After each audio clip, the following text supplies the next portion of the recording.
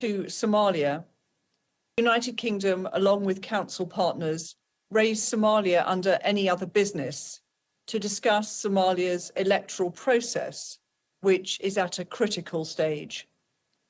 We heard from the Secretary-General's Special Representative Swan that the situation regarding Somalia's electoral process requires urgent attention.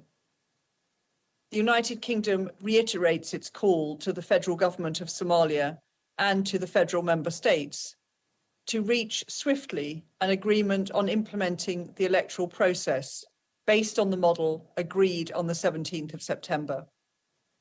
I welcome the Council's statement to the press just now, which Ambassador Thomas Greenfield delivered, which calls on Somalia's leaders to reach an agreement at the earliest opportunity, enabling inclusive elections to take place as soon as possible.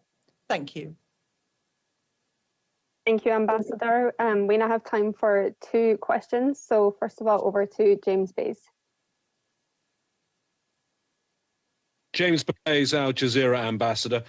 What options are left open to you with regard to Myanmar? We've seen the statement from the Chinese permanent representative saying one-sided pressure and calling for sanctions will only aggravate tension. What options does that leave you now?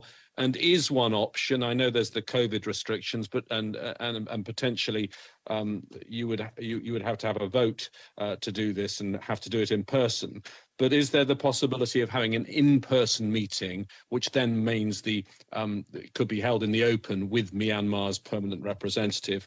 And if I could also ask you about Somalia, if I may, can you tell me, do you believe that President Formaggio is trying to further extend his term in office?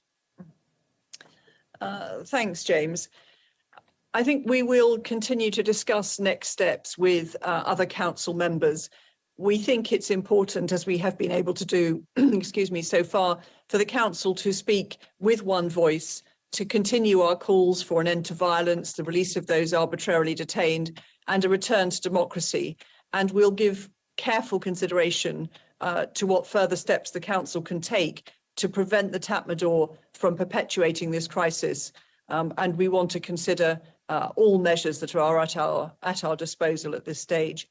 In terms of Somalia, I think it's probably not helpful to speculate on the reasons for this prolonged delay beyond the 8th of February, which was the original date. But we very much welcome the efforts of the Special Representative Swan to bring the parties together and to proceed with elections as soon as possible, but without compromising. So we would not support actions that would lead to a partial or parallel electoral process or some automatic extension of previous mandates, because that would, I think, risk Somalia's fragile unity and stability.